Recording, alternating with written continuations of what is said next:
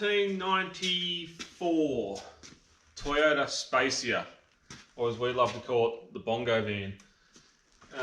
Old family car that five of the kids learned to drive in. Just over 375,000 kilometres on the clock.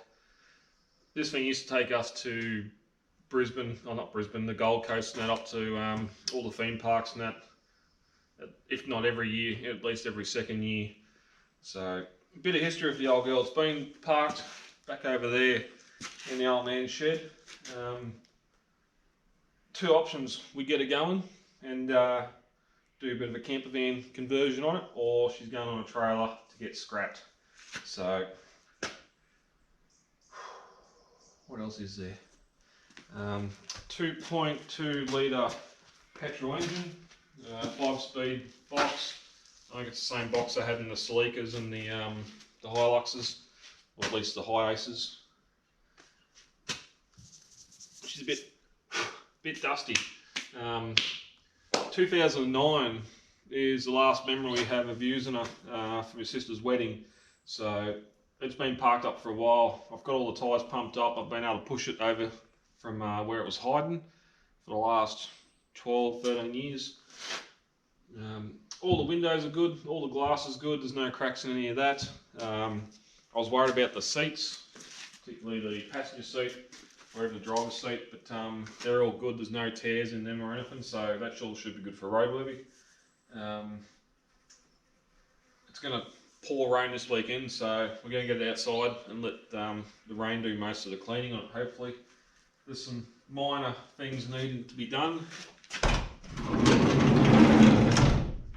like that being oiled a bit. It's running a bit smoother now, but yeah, bit of work to do. Lockdowns in and out. Cape York trips cancelled, so instead of going away for the meantime, going to start doing a van build. So I've got solar panels, awnings, mattresses, all that sort of crap at home from other projects. It's just sitting there waiting for a new project. So we're yeah, gonna have fun putting a van together. The other big concern I had was the rats getting into it. They haven't, luckily. That's not a rat nest. That's just cellophane stuff from the wedding that's deteriorated in the time. But they did get on top of the engine, and I've pulled most of this stuff out, but there was silage wrap, there was plastic, there's hay, it stinks, all on top of the engine. I've sort of cleaned up the most of it. I don't really want to get pressure washer or air hose in there to blow just yet, because I don't want it all inside the car. So gonna have to get a broom and maybe a little bit of air just to try and blow it down off the top of the engine. But oil still looks good, water looks good. They did decide to chew on the overflow bottle. Belts are still good. Put a battery on it, it does turn over, but the fuel gauge either doesn't work, or most of the fuel's probably evaporated out of the tank. So we're got a little bit of work to do. But another good thing, dash, no cracks in the dash, all that sort of stuff that gets knocked back on roadworthies. Steering wheel, no cracks in the steering wheel. Apart from some wear in the carpet, you wouldn't think this thing's done nearly 400,000 Ks, just in the mould plastic side of things. Yep, she needs a wash, but they're clean. But for the most part, it's not too bad. So it's an 8-seater. We've got the middle row here, your dicky seat that folds forward. That's going to come out. Leave those seats in. It is designed to have these backrests go down, and then you've got the other seats in the back that fold down, and you can have a big bed, full bed in it. But we're going to do some different stuff to that.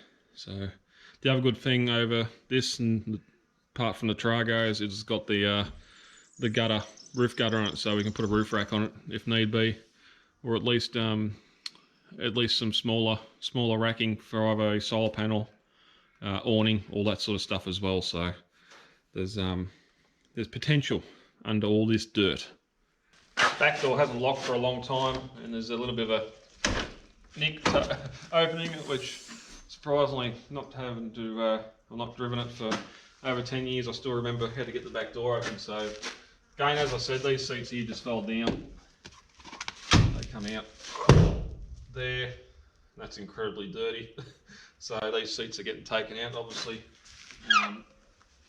But they just fold down there and you can have the top as a bed. And I'm pretty sure in those early days when we got our licence, I know I got my car before I got my licence.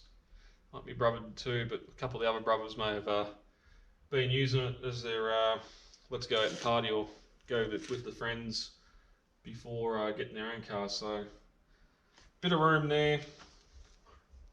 Don't know how bed and all that stuff's going to work, but plan on false floor right through. Couple of slide out drawers at the back with all your crap in it, and yeah, going from there. So put the back door skin back on once we work out why it doesn't lock. Might be just a matter of, might actually be that arm right there. So anyway, yeah, we're gonna get her outside and we're gonna start. Wait for the rain tomorrow to give a bit of a clean.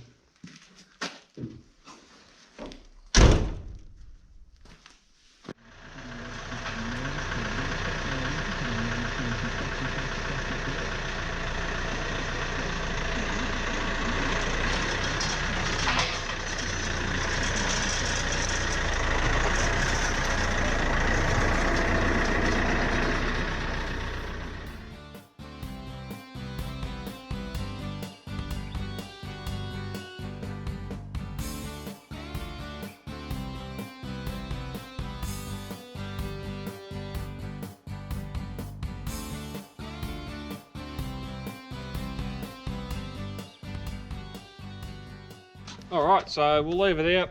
I'm not going to be here, unfortunately, when it is raining. I'll pop back in my Arvo, hopefully. All these mud wasp nests, hopefully they soften up a bit so I can get them off and start cleaning.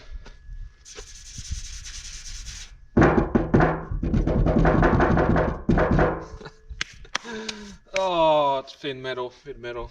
But anyway, so yeah. Van building. Been watching a few videos, so let's see how we go. But no carpentry is going to be done on this until I can get it going. So that'll be next. Battery in. Once it's clean, we'll get it back in the shed. Fuel tank out. Give it a good clean. Probably drop the oil. Do that. Flush the radiator. Get some new plugs and. Probably plugs and coil, and